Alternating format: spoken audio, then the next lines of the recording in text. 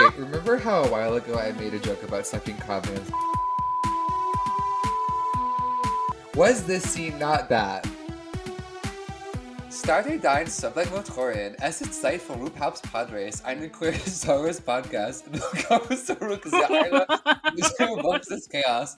Ich bin Noah, meine Pronomen sind er und meine Geschichte ist diese Wochenbein und Nachtachan an dein Muttersee. I think Noah should be voted off the podcast. I'm sorry. Yeah, I think the wrong host is missing today. Okay. This is what happens when you have a man in your space. I don't know why Yeah. I felt compelled to do that entirely in very poor German, so sorry about that. But anyway, start your sublight engines. It's time for RuPalp's Padres, a queer Star Wars podcast. Welcome to our second episode of The Mandalorian Season 3. I'm Noah. My pronouns are he, him. You can find me on social media at The Jewish Jedi. And my gender this week is Djarin's canonical dip in the Mother Lake. Really? Yes. Wait, You're what? correct. My name is Mel. I use they, them pronouns. You can find me on social media at Melvin Copa and on TikTok at Grinklerex. And my gender actually is stolen this week. Ollie, our lovely fifth host, the light of my life, is not here. Ollie is not here today because they are in search of axe woves. I stole my gender from them. My gender this week is Djarin's ankle weights. No.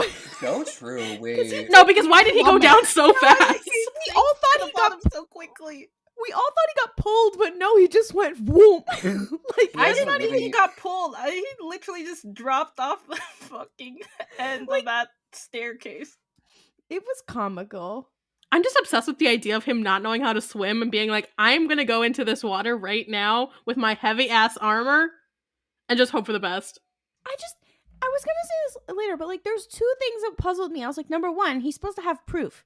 Is no one gonna film it? Like, somebody film it. Like, film that he's going in the water. Bo-Katan grabbing her fucking iPhone and going, okay, go. You can go now. Oh, what if like he has like a GoPro in his like helmet? So it's like POV, I have fallen into the water. He's making content for a fail compilation. Yeah, it's just like you see him, like his POV of him walking into the fucking water, and then suddenly like. No, because why is Djarin in an alternate life? He's like one of those urban, like, foreclosed mall explorers. He's like, today we'll be going to this dilapidated house. Oh, wow.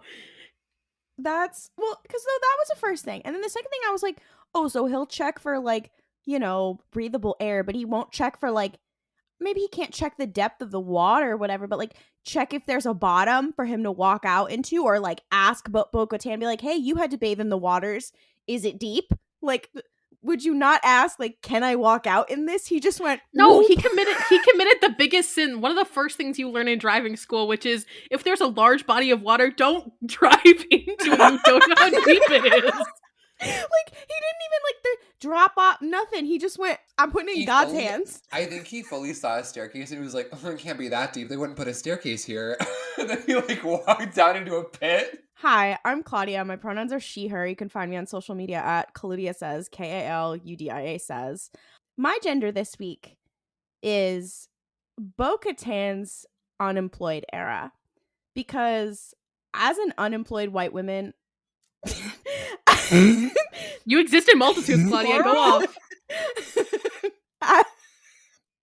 As an unemployed white woman, I'm so glad I finally get to see representation for myself on screen, because she really, not only was she an unemployed woman in her little, but she's like made a little nest for herself, and I was watching that in my own unemployed couch nest, and I was like, wow, I truly have never been able to see myself represented on screen so well. And they've implied that like what, a year has passed since she like lost the Darksaber or whatever, and she's just been sitting there, like not even a TV, not even a phone, like she's scrolling on TikTok. Like, what is she doing all day? She just has that fucking droid, that's it. And I was just like, wow, I really relate to you, queen. I relate to you so much. She's like, I don't know what to do with my life. And I was like, wow, I see you and you see me. That also explains why when Grogu shows up, she's like, I'm gonna kill that fucking guy. And then it comes out and sees that it's Grogu, and she's like, I changed my mind. Fine, I'll go save him. Because she's like, fine. An excuse to leave the house? Great. I fear she and I are the same. Anyway, I'm just. I promise I'm not on the verge of tears. My pronouns are they them. You can find me on social media at Kawaii Jessio. And my gender this week is the wet boots that Din and Bo-Katan must have now, because why did they fucking jump into the water with their fucking shoes on? So true. Shut the fuck up, because I literally was thinking the same exact thing as we were watching it. Din was like taking his stuff off, and I was like, oh my god, is he gonna take his clothes off? Like, what's going on here? But then he didn't even take off his shoes. I was like, girl, that's like, once again, number one thing you're supposed to do when you go into a body of water like that. Take your shoes off so you don't have to get like issues. Yeah, they're gonna be walking around and you're just gonna hear squish, squish, squish as Also, they're like walking. I know that water smells awful. I know that they're both coming out of that smelling like the world's most disgusting river, and then you have to get back in your car dripping wet. No, like, but it's so bad because it's also like this water is full of what? Like bacteria, radiation, diseases. So it's like, yeah, I get why you don't want to take your shoes off, but also like, sir, like this water is actively going to make you into the Teenage Mutant Ninja Turtles. Like Djarin got turtleified. He became Shredder, actually. Oh wow! Gonna be that goddamn rat. That water is the equivalent of when you are on the New York City subway and something drips onto you and you're like, that's it. I'm leaving this mortal coil. Whatever this shit is this episode not just Din and Bo-Katan being that guy who swam in the Hudson River? The water quality in the rivers and stuff around New York is improving. They've been doing a lot of work on it in the past decade or so. So whatever. However, this is the equivalent of him swimming near Gowanus. So I would be remiss not to mention, for Ollie's sake, that this is a lot like Lorde when she swam in the Potomac. Not the Potomac. Yeah, oh. she dove right in. That's she scary. She was on stage and she was like, I went in the Potomac River and it was so refreshing, and the entire crowd like audibly was like, oh god, are you okay?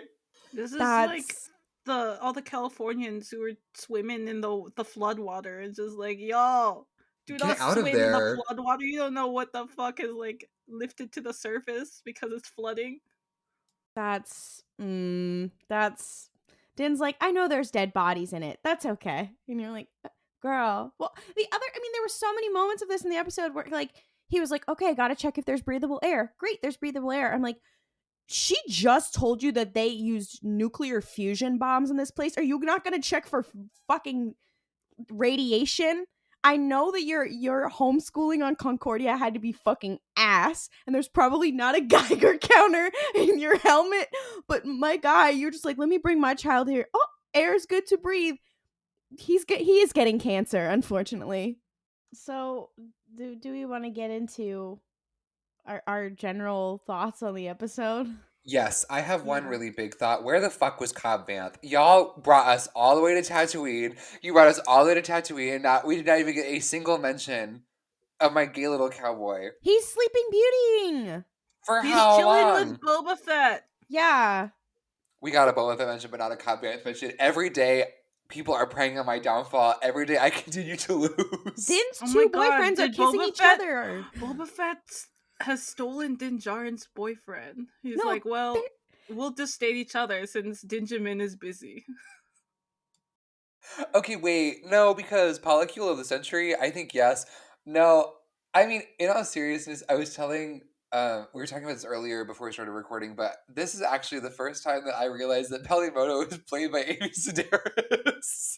The credits say Amy Sedaris in large letters every episode, and yet... that's really brave of you. Once the theme plays, I go, oh, the show is over, we can turn it off. I don't know how I didn't know this. I just, I'm rewatching BoJack Horseman, and she talks, and I was like, Princess Carolyn? I was like, wait a minute, that's Amy Sedaris. The Princess Carolinification of Peli motto. Okay, but like low-key, I could see it. No, I did like the little Tatooine sequence. She's such a fun character. I was happy to see her, even if my wonderful Timothy Oliphant was not on screen. Yeah, I like the Peli sequence. For one, she totally scammed that guy. What a girl boss. Like, she and the Jawas, like, she teamed up with the Jawas to steal parts of that guy's ship, and then like, oh yeah, I gotta fix your ship. It's gonna be extra because I gotta get the parts, and also it's a holiday. You're making me work on the holidays. What the fuck? And then they're like, peace out after he leaves, and she's like, okay, put it back on, crew. I love her and her little pit droids. I am utterly obsessed with. Here's the thing about Tatooine. I don't really give a fuck about it one way or another. Love the Tuskens. As we all know, I'm a Tusken appreciator in this house. Another thing I do love quite deeply is the Boon to Eve Classic. So this really did feel like a quite great moment for me. Getting a reference there. I was like, maybe Easter eggs had a point. Maybe she snapped. This was a Mel episode. Like, other than Axe Woves, this was a Mel episode. Like, no, literally. If Axe Woves had emerged from the waters, the Mines of Mandalore, been like, oh my god, hey guys, oh Jesus, I'm here, guys. That would have been everything. That would have been the best episode of television, period, ever. But yeah, this was consistent win after win. Also, the fact that Peli spoke Jawa, like, was like here, sliving, slaying. Monumental. During Women's History Month, we love to see it. Speaking of languages, also, we have Din, who's understanding the droid or whatever, and I'm like, and when did he learn droid language? If he doesn't like droids and doesn't interact with them a lot, when did he learn droid language? Because not everybody speaks or understands binary in the Star Wars. But he's like, I don't like droids, but he speaks binary. Like, the languages that he canonically knows are like, we don't actually know if he knows Mandoa or not.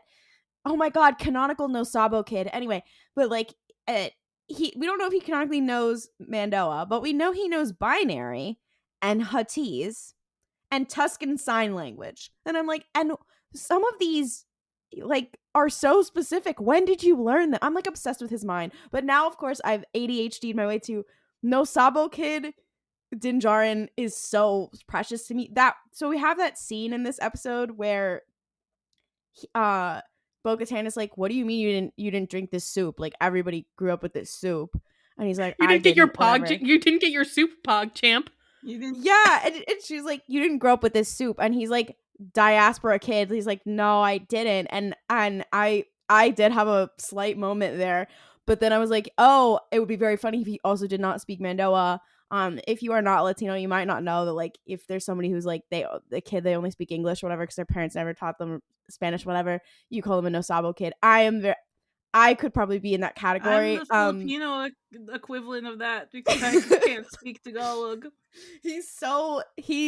I'm obsessed with his mind. And if they say that he can understand Mandoa but he can't speak it, he's just like me for real. But we might have to have a more serious conversation about Din Djarin and diaspora also, because that little moment where he's like, look, that's where our people come from. And I was like, oh, he said our people. But then he was like, I haven't been there either. Something in me, I had a moment. I went through something. No, because I literally wrote that down, like, while I was watching, like, because I like had my phone open, and he was like, that's all of our people can trace our whole lineage is there. And you know what? I've never been there either. And I was like, I need to sit down for a second.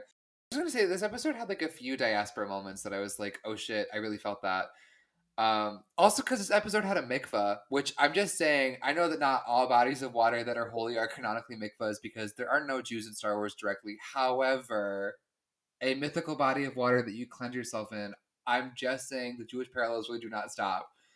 But no, I really enjoyed that. Whenever Din is like, I'm not really sure where I belong or who I belong to, I'm like, oh, my good bud, I really do feel you there. Drinking matzo ball soup, so true. Overall, I really liked this episode. I thought literally my only gripe with it was that I couldn't see shit.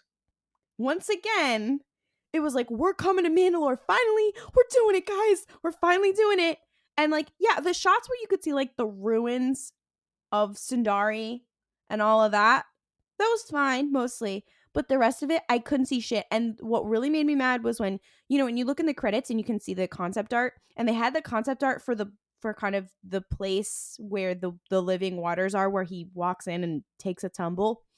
And it's supposed to be where that scene is. But in the concept art, it's way better lit. So you could see kind of how cool it looks, whatever. And I was like, oh, shit. And also, like, you can tell when this is a problem when, like, people are trying to do like funny memes or like comparison gift sets or whatever, and you can barely see shit in the like screenshot, like fine. When he's underwater, sure, that makes sense. It's supposed to be dark, whatever. And I get it. It's like, but it's also like, for example, I was making a lot of parallels to the Hobbit movies because like, oh, they're going to the Mines of Moria and that they were chased out of, and then we find a monster there. Okay, it's the Hobbit. Okay, got it.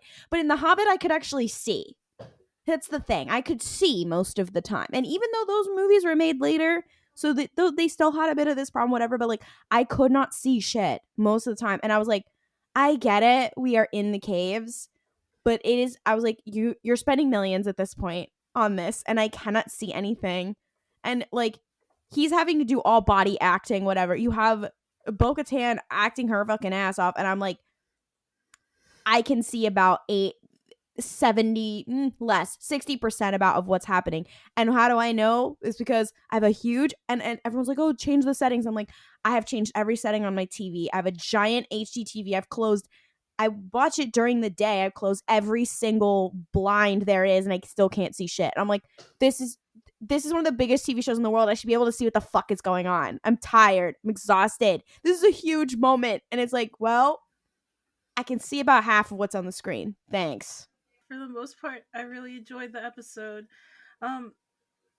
My gripe though with the episode was when Bo-Katan started talking about her family, and I was like, "Oh, Satine, hello, Satine, hello," and then she just does not even mention her sister at all. She's just like, "Oh yeah, my family used to rule over this place, haha."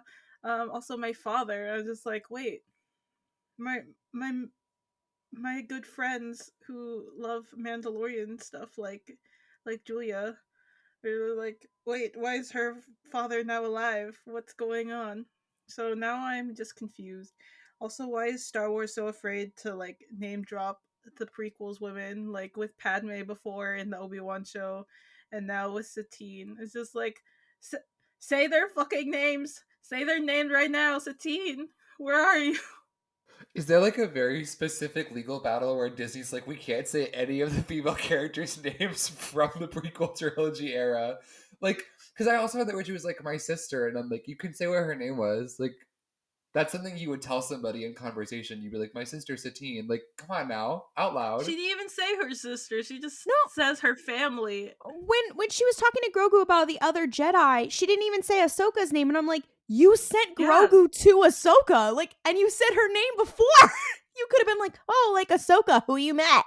Like, you guys know each other. Like, you've carpooled. What are we doing? Like, you guys, no, they haven't just carpooled. Like, she gave Ahsoka Mandalorian armor. Like, that, I feel like that would have been an interesting thing to be like, I had a very close friend, whatever. It was Ahsoka, the one that you met. And I feel like that would have also been like, I've met, like, there's some other Jedi I met too, like Ezra Bridger or Kanan Jarrus, Obi-Wan Kenobi. Even if she had just talked about Ahsoka as like a way for like the people who don't know, who didn't watch the Clone Wars or didn't watch Rebels, to make the connection of like, oh, she's talking about Ahsoka, or she like, and you could give them that little background or whatever. That would be great. It's like it's this thing we've talked about before of like, if you're gonna do it, like, stick to the bit, put your whole pussy into it. Like, the whole time I was like, mention some. I get why they brought up the father, because then they do a shot on Grogu, and the whole point is that it's supposed to be a parallel between Bo-Katan and her father, and Din and Grogu. Yeah, and Din and Grogu, which also made me quite scared because I was like, uh-oh, Djarin, things are not looking good for you. But also, like, and then I liked that reasoning of like, oh, she probably wanted to come help save Din, not because she gives a shit about him, but because like having another young Mandalorian without a father just like her. I get that. I liked that. And it gave her a little bit something that's not just like her sister, but also, again, the part where she's like, yeah, Mandalore ripped itself apart. And I'm like, girl, and we're not going to mention the part how like you were a part of that and how you feel guilty and how then you tried to fix it, and then the Empire, like, this would have been the time for that exposition. This is like the second episode where it's like, you should have given a little more detail here, and it would have helped with the character. And also, like, they were having that relevant conversation. Like, Din clearly was like, he's like, I clearly didn't know. I don't have the whatever. It was like, just say it. Like, god damn. It was very frustrating. Also, another thing, this is not a complaint about the episode. This is a complaint about some people who don't know how to look at context and other stuff in shows. Just people being like, "Dang, Din is so like insensitive," or like, "Haha, he's a dumb little guy." Like, look at him being like, "This is the way," in response to Bo-Katan like saying like, "Oh yeah, you know, my father basically like is dead." It was just like, no, that's Din's way of like trying to like connect to her and like comfort her by like saying this is the way. Like, y'all don't understand Din's character at all. No, literally. Also, because like at least for me, the part where he's like, "Without the creed, what are we?" was one of the like more moving things that Gentleman has ever said. Like in his entire run as a character. I don't know. The way that this show has always dealt with like themes of religious orthodoxy is sort of um interesting to me. And I don't know, I liked that so far this season, given it's only 2 episodes, but still is like taking time to sort of think about like what it means to different people. And yeah, I saw people on Twitter being like, wow, what a stupid thing to say, but it's like, no, that's his way of being like, we have like some togetherness, like I get what you're going through. And also to be like, for him at least, when he's experiencing like loss or tragedy, he's like, this is what I've got. Like the creed is what keeps me like sane, basically. I think this was a main fear. We talked about this earlier, but like a fear of like, oh, is he eventually gonna realize what he was told was wrong? Like, because he said at this point, he was like, oh, Bo-Katan was right. Like, Mandalore isn't poison. And like, he's clearly going through an arc of deconstruction of like many of the things that I was taught were wrong. But I think, so our fear is like, oh, is he gonna abandon the creed or gonna take his helmet off or whatever? And like, for me, I'm like, I hope he doesn't, because I don't want that message to come across that like, an Orthodox religion is bad or something like that. What I hope is, and this episode gave me a little bit of hope for this, is that it's like he's going to go through a deconstruction and then choose to live by the creed because that, you know, because that is helpful for him, because he wants to, knowing what he knows or having full knowledge or whatever. And I think that would be really powerful to see. And the reason, and like that little, actually a couple of the conversations with Bo-Katan was very like, and clearly we see a development of the relationship between them, because at first she's like, oh, you're one of those fucking cult bitches, and now she's very much like, you know what, I'll go with you and I will help you. I don't believe in this, but I know this is important to you. And like, you know, as somebody who has like friends of different faiths, or like, or I don't believe in certain things, whatever, like that's a, I think that's a very interesting and nice thing to show, even if they are from the same culture as well. Like, to be like, I know this is important to you, and I'm gonna help you, whatever, and I'm gonna give you what, you know, this is my experience, and it was traumatic for me, whatever. But if this is helpful for you, then I'm gonna help you with that. And I think that would be very important for him. So I hope that's what it ends up being. It seems like that's where they're trying to go. And I feel also like that moment of like, where he says like, this is the way, whatever, he doesn't expect her to say it back or anything, whatever. It's kind of like when you experience a loss and you are not Christian and someone says, I'm going to pray for you. And I know, at least like for me, I like, for some people they're like, I don't want that, no thank you. But for some people they're like, I know that for you that means that you care, so I will take that or whatever. Like, that is the way that you are sending me love or whatever, because that is what you believe in.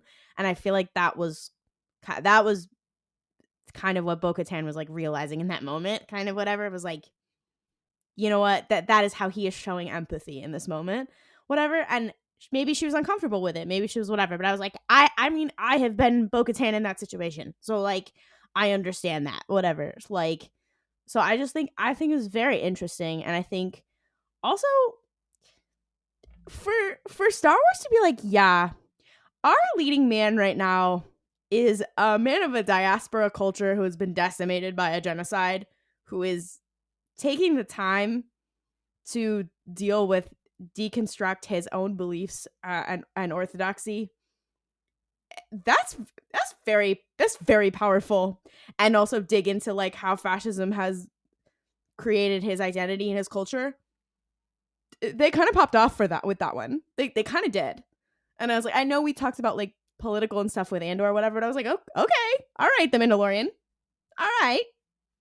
Yeah, I think that this season has a really great opportunity to discuss interfaith like relationships in a community.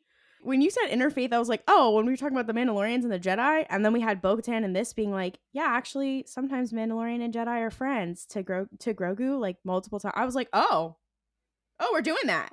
All right, we're doing that. And also that like they talked about like when they said like, oh, our society was decimated and like we were cleaned out, whatever. And then the camera went straight to Grogu also. And I was like, oh, just like what happened to the Jedi as well. I was like, oh, very interesting interfaith conversation. And also that like Grogu is now canonically being called a Mandalorian, but he is also a Jedi. Very interesting. Interfaith child Grogu. Let's discuss. Anyway, sorry, Mel. That's what I thought of. No, you're so real for that. And also Grogu is shuffling or maybe X Games moding his way in the footsteps of Tar Vizsla in this essay. I was gonna bring up Tar Vizsla also.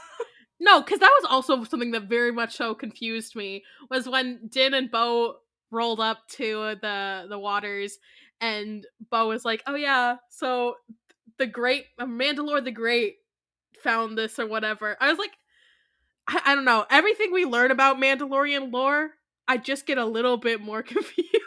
Well, it's I not was like, Tar Vizsla, because Tar Vizsla is just the first Mandalorian Jedi who makes the Darksaber, but that's not Mandalore the Great, because he was way before Tar I like Vizsla. that this person named Mandalore just showed up and was like, what if I just name everything after myself? No, so true, so real. That's that's when we find out that the first Jedi was named Jedi. No, because this is, I had like a similar thought to that when she was like Mandalore the Great, and I'm like, wait a minute, is this whole thing just named after some dude?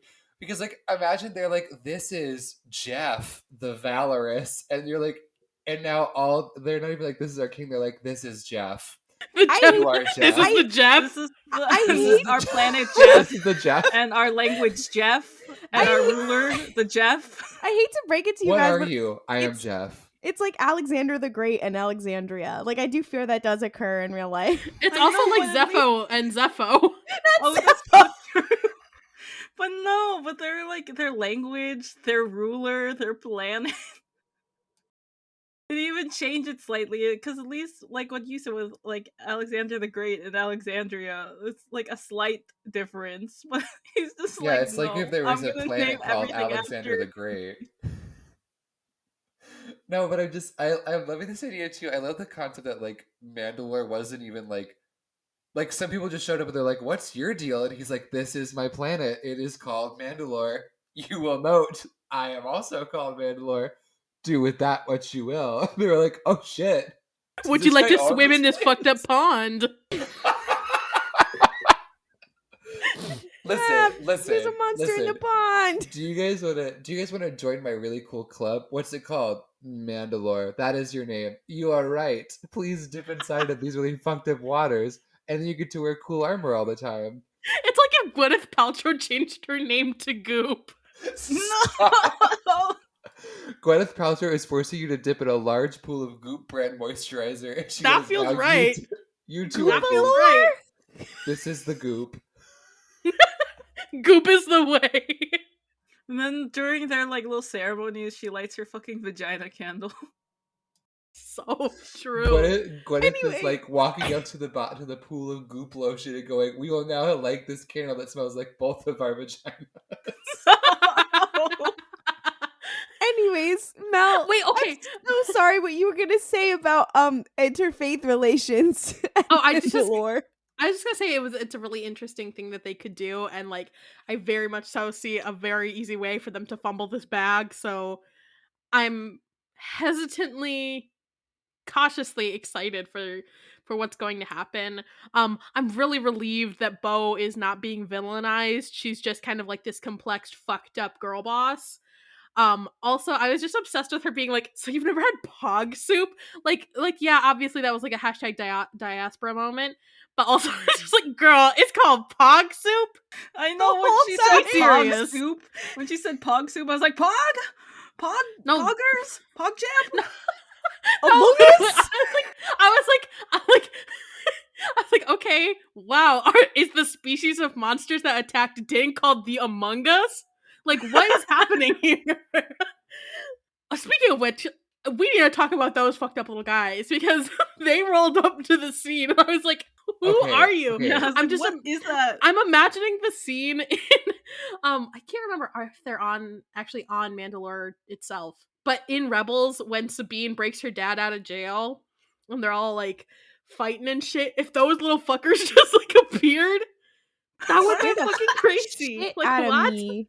Okay. Also, Grogu fucking killing one of those fuckers. So Good for true. him. And the fact Away. I did not know that Grogu's little baby basket had car capabilities. I was like, he is zooming around. I think Din upgraded it. He was like, I'm making it into a fucking Mario Kart. No, I think he's like Peli Yoshi in that upgraded thing. Peli is like, hold on, I gotta help this child because his dad definitely can't do shit. Hold on, I got you.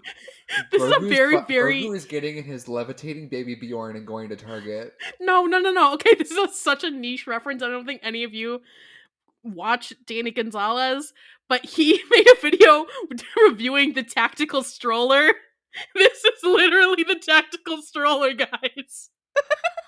Oh wow. I'm really sad that Grogu's tactical stroller doesn't have like a gun button or something. I feel like it should have had a gun button.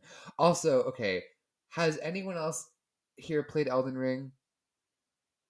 Okay.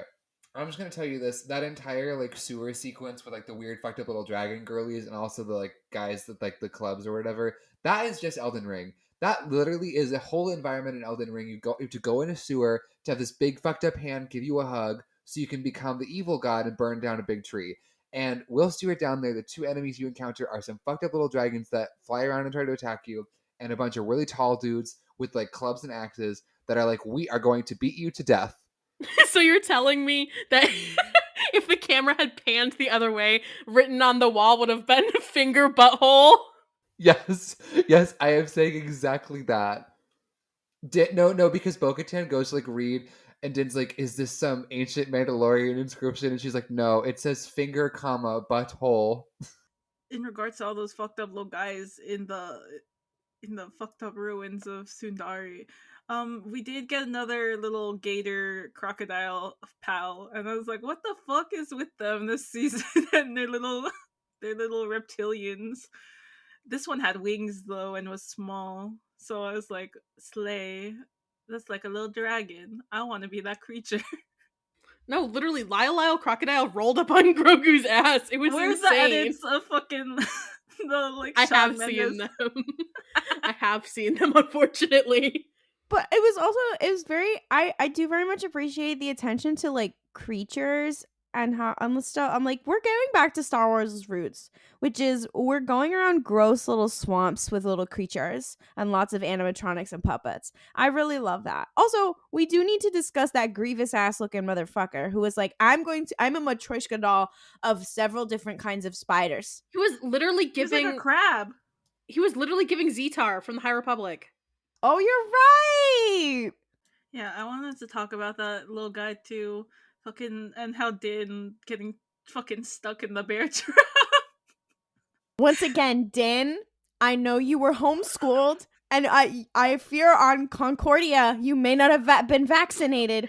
Get tested for tetanus and hepatitis right now, sir. Oh wow. I've just realized.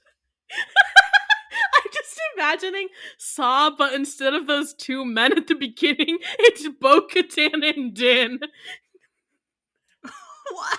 No. Wait, do you mean Saw 1 where one of them is like, I have to saw my foot off now? Exactly. Oh, wow. And who is sawing his foot off but Din Djarin? I'm sorry. No, because now I'm thinking about like Din Djarin in the context of like that era and like style of horror movies. And hear me out. First of all, Din Djarin is portrayed by Drew Barrymore, but more importantly, Scream, it is Din Djarin.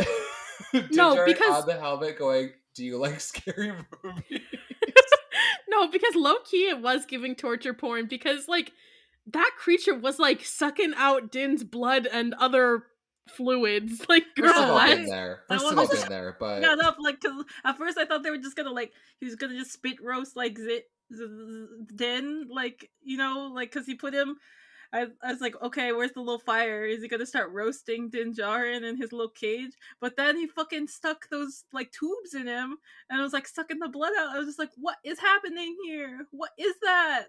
Why are you doing that? I'm so confused. Were they implying that whatever that being was that had turned itself into 17 crabs in a trench coat used to be human? And so it was sucking some sort of human blood or whatever? Because I feel like the eye was supposed to look kind of human and like See, it Okay. recognized Bo-Katan's name. Oh, Did it? see? It was Corky Kreese. No! No, my first thought was I was like, okay, Dalek looking ass. Like, I don't know. I was literally saying that the whole time. I was like, a Dalek in my Star Wars? Oh, see, I thought it looked like Grievous's, like, cousin Hank. It's Grievous's just like how we have George R. Banks for Jar Jar. Grievous Jr.? No, it's Grievous's Baby father. Grievous? No, Baby Grievous Hank? It's just like when people found out Grogu's name was Grogu. I was so used to seeing Baby Grievous. What else about this episode did we want to discuss? Well, The we have... Mythosaur. Oh, yeah, yeah. holy The yeah. fucking We Mythosaur. always forgot about our bestie, the Mythosaur. That shit was really cool. One little detail I loved about that, first of all, I love a big fucked up thing underwater. Not when I'm actually there. Please do not transport me to a place where I'm in a large body of water and have to look down and see like an eye or something, because I'll give up. Just kidding, I'd win. But I did. One little detail I really liked about that whole sequence was, one, that it came out of fucking nowhere, and two, that like Bo-Katan visibly gasps when she like sees the Mythosaur. I was like, yeah, that shit was cool. Bet you feel real stupid now, huh? Being like, oh, I heard it was a Mythosaur there, and guess what?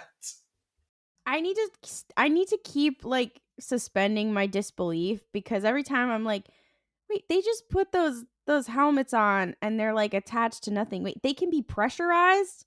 Like, and well, because first of all, Din goes, okay, I'll pressurize my helmet. And I'm like, okay, but the rest of your body could be exposed to toxins. You're just like wearing a shirt. And then I then can't they're think under about that in this show, because these are the same people who are like, when you bomb something that turns it to glass, there's no radiation left over. I mean, Yeah. they have lightsabers. I'm not thinking Yeah. about. they're underwater and she's breathing. And I'm like, but she doesn't have any air. She got some sort of, I guess that she has a breather on. I'm like, how, what the fuck technology they put in Okay. those helmets? Klaudia, you have to understand. After Starlight Beacon crashed, everyone realized that everyone needs rebreathers at all times. It's the Stellan Chios Memorial Memorial rebreather. We've rebreather. talked about it. Oh, We've no. already established this. No, now, Noah, why did you put Din Djarin bathed in Mythosaur piss, not clickbait? Because y'all know the whole thing about how okay, an animal that big and there's a whole pool of water that it's living in. I'm just saying, do the math. What do you I'm think the water obsessed- is? I'm obsessed with the fact that we were going so well. We had gotten through so much of this episode, and you decided to bring up piss. I'm obsessed with that. Piss counter. I hate it. No, here. literally. I'm like, guys, RuPaul's piss tally. you're RuPaul pissing me off. Anyway, Pals the race. Mythosaur. I will say this. I was a little sad because in the little recap, the little Here's What You Missed on Glee, where they included all the shit about the Mythosaur that was from the Book of Boba Fett. Which is Yeah! like, if you did not watch the Book of Boba Fett and you hit skip recap, you're fucked, man. But I was also like, because that was number one. It was a decent episode that shouldn't have been in the Book of Boba Fett, but it was like a really good way to introduce that lore, and also it was kind of a false flag, because the whole thing was that like our first introduction of Boba Fett, if anybody didn't already know this, is that fucking animated short in the middle of the holiday special where he's riding on a big animal, which is why he rides on a big ass animal in the Book of Boba Fett too. It's a reference to that. And the whole thing was, everyone was like, oh, he's gonna end up riding the mythosaur, and now they're like, oh well, now it's gonna be Din, and I'm just sad now because I'm like, it should have been Boba Fett because he is the Mandalorian who rides on the big animals. I did see a TikTok that was like, somewhere on Tatooine, Boba Fett's like, there's a large animal I must ride. No, this But is how we get Boba Fett in The Mandalorian taking up a whole 2 episodes. He's this is gonna how show up and then ride the mythosaur and then be like, peace out. this is how Boba for Mandalore can still win. Okay, so true, but also followed by obsessed with the idea of the next episode being Din going to Tatooine being like, hey Boba, what's up, Slay Boss? Can I borrow Danny Trejo? I have a mythosaur I need to tame. Now can I borrow Danny Trejo? Oh, the other thing of the mythosaur that we do need to discuss also is Bo-Katan using the Darksaber. Number one, happy International Women's Day. Number one. Number two, the fact that she slays the house boots down with the Darksaber. Meanwhile, Din is still out here fucking struggling every time.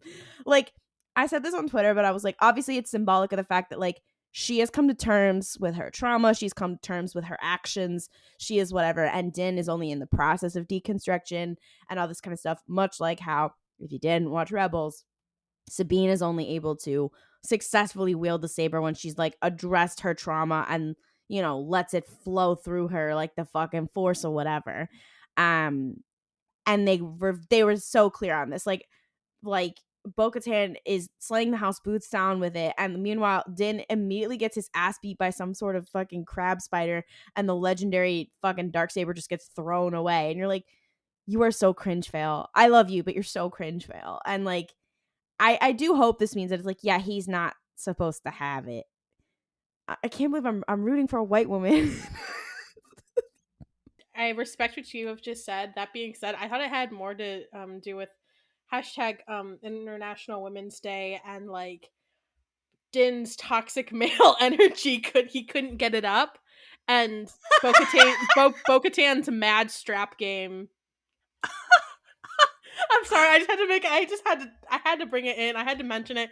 Ollie gave me some notes of things I had to address. Bo-Katan's mad strap game? Yeah, that was one. You're only allowed to, and also Ollie said this to me in DMs, you're only allowed to ship Bo-Katan and Din if Din is a he/him lesbian and he is getting pegged. God, we got same text too. Did anyone else get that tag? Put your paws up in the chat. No, I would accept like the Din Bo-Katan Lavender marriage as a ship, but you know they're both still like gay. But that's the only way I accept it. Not if you're gonna be like, oh yeah, they're actually like romantically in love. Then I'm like, what the fuck's wrong with you? I'm coming over to kick your ass right now. I know we were talking about Bo-Katan. I'll go back to her, but I just wanted to real quick about the mythosaur say that them all thinking that the mythosaurs are all extinct. It did make me think of Avatar, and them being like the dragons are all extinct because we killed them all. And they're like, oh yeah, the Mandalorians killed all the mythosaurs, but it's just like, haha, no, we have our secret mythosaur living in the piss lake. The piss lake? Secret mythosaur lives in the piss lake. Let's all pack our bags and take a vacation to the piss lake. No. Anyway, I know I made a joke about being a mikveh earlier, which is laughable now because mikvehs are like holy pure water, and now I'm like, it is piss. Anyway, so yeah, I agree with Jess. I will only take Bo-Katan and Din because if like as like a lavender marriage kind of vibe, they also have the vibe to me of like the only two out gay people at a public high school, and it's like they're like they don't even like each other that much, but they're like, look, this is what we're left with. Like, there's nothing else. She is representation for me. And he's representation for me is the thing. So I feel really seen by that because there's some kind of like mystical solidarity formed between a gay man and a lesbian where they're the only two out people at their public high school. Something happens to you. I don't know what it is, but something happens. Forged in flame. Also when they had Grogu between them, like they very much had, you know, father and the gay aunt energy, very much. Like we've always been joking about Bo-Katan being one of Grogu's several aunts, but like now Bo-Katan's dynamic with Grogu being like, I'm here to corrupt you with knowledge your father wouldn't tell you. No, because your father literally. doesn't know shit. Literally, she is sneaking him spatchka under the table. She's like, listen, your immune system has to get used to it. Come on, drink up. She's the cool aunt. She's the cool aunt that's like, your dad won't tell you this, but I will.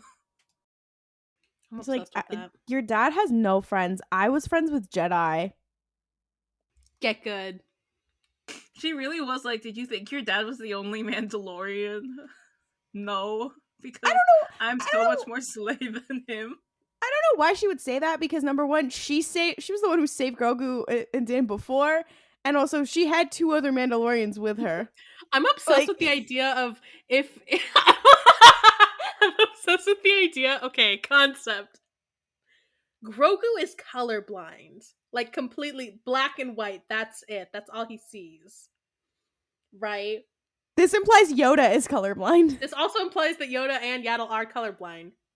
Whatever. Okay, Anyways. to be fair, it doesn't have to be species specific. It could just be Grogu. Then why'd you bring Yoda into this? I don't know. I just thought it was funny. Motherfucking point is, during the episode The Heiress, Grogu suffers from what is not quite white people facial blindness. It's something akin to it, where he gets pulled out of the water and he's like, Dad? Human facial blindness? No, and then Axe Woves takes off his helmet and he's like, oh! You're not my dad. He doesn't do that. No, oh my god, no, because that also later at the end of season 2 when Din removes his helmet, Grogu sees him and is like, wait a minute, hang on, there's more than one of you. Although, I do also like the idea, because, like, I feel like she wasn't, like, seen another Mandalorian before, but when you're a kid and you're like, my dad sells appliances, and someone's like, I also did that, and you're like, no, but my dad, like, that's what he does.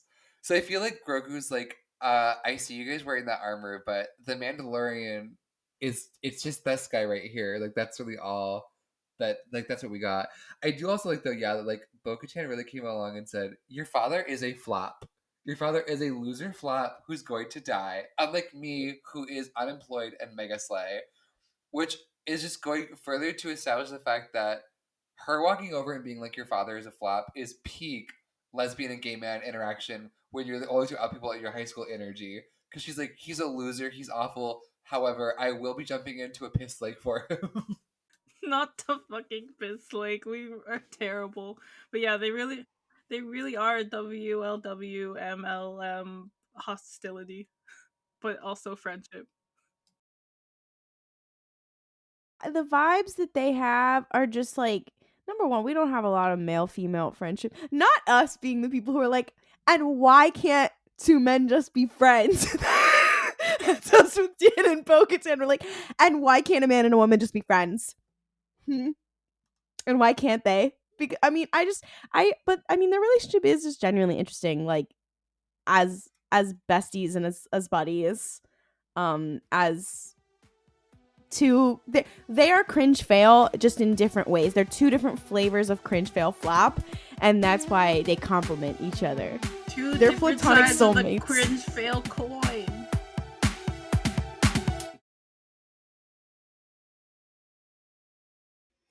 Welcome to Name That Ship. This is a segment in our podcast wherein our hosts and sometimes listeners who submit fan fictions to us bring a fan fiction to the podcast that has either a wild ship or just a really interesting premise. And we force our other co-hosts to figure out or name that ship. This is no hate to the medium of fan fiction, to the writers themselves, to these fan fictions. This is purely for the love of the sport. Fan fiction is vast and thrilling. The fan fiction I brought today is just kind of, I don't know. I found it and I was like, oh wow. Are you guys ready? This is called XOXO. The tags are planet name, dialogue, oh no, they're hot, flirting, post-episode blank, space Skype, who gave you this number? Those are all the tags. Okay. So it's all right. So this is a fic about Star Wars. It's after a movie. It takes place on a planet. I think I've cracked it. I think we It's got not. it. It does great. not take. It does not take place after a movie. It takes place after an episode of a television show. Oh, The I thought you meant Mandalorian? Not The Mandalorian. Is it a Clone Wars episode? It is a Clone Wars episode. Okay. And I Is think this- figuring out the episode might help you figure out the ship. Okay. There's so Is many this in fucking the- episodes. Is this in the earlier part of the show or the later part of the This show? is from season 5. What the fuck happened in season 5? Is Is this this your favorite after- arc A of lot Clone Wars, happened- the Mortis arc? A lot Mortis happens arc. in season 5. Is this Fuck. after Satine has passed away? This is after the episode The Lawless. Oh. So that It- it's two characters. Are they men? A man and a woman? One is a woman and one is a man. Okay. Is one Obi-Wan? One is not Obi-Wan Kenobi. Okay. Jar Jar Binks. No. Not Jar Jar Binks. Love him to pieces, would never bring Jar Jar to the podcast. Maul. Not Maul. Is it Tech? It is not Tech. I don't know I thought why it was Tech Tech would be with you. there. Who is associated with Satine Kryze? Bo-Katan? Bo-Katan Kryze is the woman in this ship. Margaret That is the Thatcher. Oh, we man. already said the woman. Hold on. Yeah, it was not. No, it's not Margaret Thatcher / Bo-Katan. Pre Vizsla. Not Pre Vizsla. This other person is not associated with Satine Kryze. However, is associated with a person that is very commonly associated with Satine. Savage Opress. No. Okay. Maul? Okay. No. Has this Corky! character- Not wait, Corky. wait, Corky Oh, slash girl, be Bo-Katan? serious. I don't know. That was horrifying. Claudia, hold on. Okay. Anakin Skywalker. Not Anakin. You're getting kind of Padme? closer. No, it's Not a man. Padme. It's a man. Is it a clone? Rex? It is a clone and it's not Rex. Cody? Dogma. It is Cody. What the fuck? Hello? I just think Kokatan? Okay, lavender marriage. All right. The closet is I- glass. I don't have any words. What the fuck? Yeah, I felt like that I brought this fanfiction specifically with Jess in mind because I knew their reaction was going to be visceral. I felt like the air was punched out of my lungs and not just because I'm sick. I don't know why that took me so long to get. I'm really Really? obsessed with this concept though because like POV, the two people that you never thought would enter even a fake relationship, like I gotta know about that. What are y'all? Yeah, up to? and they like it's like a by random chance like wrong number moment. I'm like, okay. I feel like though, Slayage. if that was gonna happen, like that's kind of how it would have to be. Cody fully thinks he's texting a man. Cody really is just texting Obi-Wan. He's like, I saw BO and I thought it was OB. I'm sorry. Oh my god. Anyway, I guess should I do mine now? So once again, this was submitted to us by they didn't leave their little thing, so well, whoever sent this, thanks for sending it in. It is another crossover Star Wars and something else kind of fic.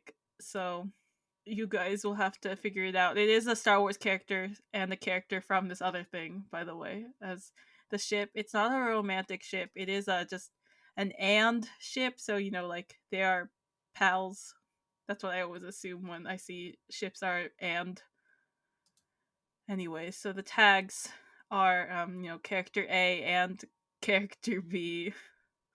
Character A and Clone Commander Thorn, Star Wars. Character A, character B, a character from the series that I will not say because you guys have to guess what it is. Clone Commander Thorn, Sheev Palpatine, Darth Sidious. Cracked, treated seriously, fix it. Character A needs a hug. Commander Thorn needs a break. Fuck Palpatine. Is character B OOC, probably. Do I care? No. That's not how the Force works, Star Wars. Petition to give character A a holiday. Character A... I'm not going to read that because it might also give it away. And dimension travel. Dimension travel. Is Okay. this Doctor Who? No. Is it something kind of like that? Like a sci-fi-esque show? No. Is it animated? No. Do you know if all of us are aware of this show? Oh, yeah. It's not a show. It's a movie? Book? Yes. Percy Jackson? No. Oh. The Hunger Games. No. Is it YA? No. So it's a So book. It's a book and a movie? Yes. The Iliad. No. The Chronicles of Narnia. No. The Aeneid. Stop. Okay, it's a No. book. Journey to the West. No. Stop. Oh my god. You guys, Sun Wukong is in Star Wars. Son of a god, no! No! So it's not fantasy or sci-fi. It is fantasy. I said it wasn't sci-fi. The Lord of the Rings? Yes.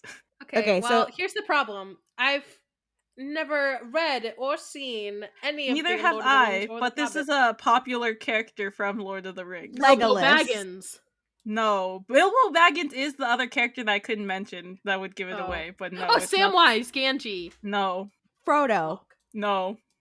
Legolas. No. Gimli. No. Smaug. Yes. So this is The Hobbit? It's a crossover with The Hobbit? Yeah, I guess. Sorry, I don't know things, but Oh, wow. Smaug you guess- is the dragon. Can you guess the Star Wars character? Okay, wait. So what details do we know about the Star Wars character? Well, you guys haven't asked anything about the Is Star it a Wars man character. or a woman? It's a man. It's Is a it man. tech? No, why no tech with you? Is it what era? Prequels, Rebels, Let's say in sequels? the prequels. Clone Wars character? Yes. They originally showed up in animation? Yeah. It's a Rex. man. No. Is it a Is clone? it a clone? It is a clone. It is a clone. Dogma. Cody? No, Cody? no. Fox. Is Fox? it Fox? It's Fox, yeah. Fox and Smaug? Yeah. They hang out. No, they hang out. Fox I'm and confident they would Smaug. hang out. They're the friends dragon? now. Oh, Yeah, slay. in the summary was like when Fox said he wanted a holiday, he meant somewhere nice like Naboo or Lothal or hell, even Tatooine would do. He didn't mean a big hole in the ground with a giant fucking lizard. Oh well, he hopes Thorn could manage without him. And I then can't in which with Smaug this. solves all the problems and Fox makes a friend. Also, Thorn definitely is not managing, and the fic seems pretty slay. I'm obsessed with this. I just thought Like, it was funny. It's not a ship. It's just a They're friendship. just friends. Oh, thank God. Maybe Yeah, the They're real- just hanging out. Maybe the real ship was the friends we made along the way. So Yeah. true. Name that Says a ship. lot. I mean, friendship. Friendship. Remember, yeah. Look, people hate it because he like burned down a town or something, but like we've all had a case of the Mondays. Okay, I can't really hold Yeah. it Not account the kids of the Mondays. You Oh see, my me. God. So what if he's the devil, Rick? At least the devil has a job. At least he's active in the community. Claudia, Hate it here. Claudia. Now for I our know listeners Claudia. at home- I know Claudia did not just reference Rick and Morty. Claudia. Also a popular Claudia, TikTok For sound. our listeners at home, could you explain the joke you just made in case they have not heard of Rick and Morty It's a before? reference to Rick and Morty. Guys, Ollie isn't here, so there's no buffer. We're just gonna be insufferably mean to Claudia. You guys. Oh no. Hashtag No. Claudia's over party for But real. here's the thing. Here's the thing is that I can bully you back. So, Okay, let's Can hear it. well, Claudia you were born in wrote- 2000. Do you need me to come pick you up from school? Okay, so you're making fun of us Okay. for being younger. All right, Yeah. decrepit. Okay, aged. I All right, like that. AARP membership. Let's hear if it. y'all It's okay. I have an ARP membership actually because anyone y'all can s- get one, and it is the discounts are good. oh my God. You can get one. You can. But if y'all saw on Twitter, like yesterday, we're recording this on Thursday. Sorry for dating our podcast. On Wednesday, the episode came out, and Claudia texted the group and then like unintentionally spoiled something because she didn't think that it would like be considered a spoiler, but like honestly it's just like, why else would you be bringing this up if it didn't have any relevance to the episode? And the only other person who'd seen the episode was me, and so the other three were like, what the fuck? And then I tweeted like, Claudia's over, and I still stand by that. But also, I realized I did that on International Women's Day, so I did try to cancel the only cis woman of the podcast on International Women's Day. RuPalp's misogynist, not clickbait. The misogyny filled my body at that moment. As a side note, yes, the show that we are covering right now is The Mandalorian, which is a live-action TV show, and it is produced by Lucasfilm, which is a part of Disney. We also are not covering The Bad Batch, which is currently airing, for reasons that we have made a statement about if you want to go read it. However, The Bad Batch is produced by Lucasfilm Animation. However, we, as people who promote content made by the Disney Corporation, we do feel like we have a responsibility to support the workers of that large corporation when they try to organize. And the workers at Disney Animation, who they do not do the stuff for Lucasfilm. I just want to put that out there because this is a Star Wars podcast. They are separate. However, they are under the Disney Corporation. Specifically the production workers, so they're going to be separate from the animators. There's a lot of roles that fall under animation, but a major union busting tactic is when companies are like, oh well, people with this title can't be under the bargaining unit, and basically they try to split up and make the bargaining unit smaller to weaken the union. So as a lot of animation houses are trying to unionize and animation departments are trying to unionize, a big part has been also trying to get all of their production workers unionized. And the workers at Walt Disney Animation are trying to do so. And right now, Disney is refusing to recognize the animation production workers. And they're asking people to sign a petition. Specifically, IATSE, the much larger Hollywood union that the Animation Guild is underneath, is asking people to sign a petition. So we are going to put the petition in our show notes. Please go boost the posts from the Animation Guild about this. They're also using the hashtag, I believe, WDAS Production Strong. And you can find out more information about that and also sign the petition. Again, they do not produce stuff for Star Wars. Just want to make that clear. However, we do promote Disney products on this podcast, so we feel it is our responsibility. Go sign the petition. Go boost posts about it. You should also follow the Animation Guild in general to find out about what they're trying to do. The organizing that they've been doing with the New Deal for animation has been very important and affects a lot of stuff in the industry, not just the individual production houses. You know, on this podcast, we criticize things out of love, and we also know that things are produced by large corporations that do things that are not great. So, thank you very much. Dankeschön for it? No, that'd be funny if I did that though. I mean, twice would be, it'd be funny to me. I would laugh. I would giggle. Yeah, no, that breaks the comedy rule of 3, brother. You only did it twice, so it wasn't funny. Anyway, I'm sorry, that was like so mean. Where is Ollie to buffer all of this? Should I kill I know myself? Ollie isn't here. Everyone in the Ollie comments isn't here know. to stop me from being a hater because Honestly, they can't see me. I've been keeping all this hate inside of me because I'm like, oh, I have to not be a mega bitch because of my love. Fuck you guys. I like when you're a hater though. Release I think the it's fun. hatred. Release the mythosaur. The Malthosaur. The Malthosaur. Release, oh my god. The Malthosaur Cave, not clickbait.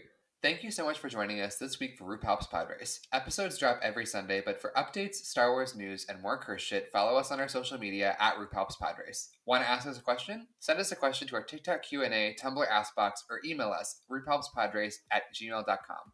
And if you really love the show, please rate and review it on Apple Podcasts, Podchaser, Spotify, or Overcast. And tell a friend who might be interested. It really helps. May the Force be with you, and don't kriff it up. Waka This waka. is the Waka Waka Waka.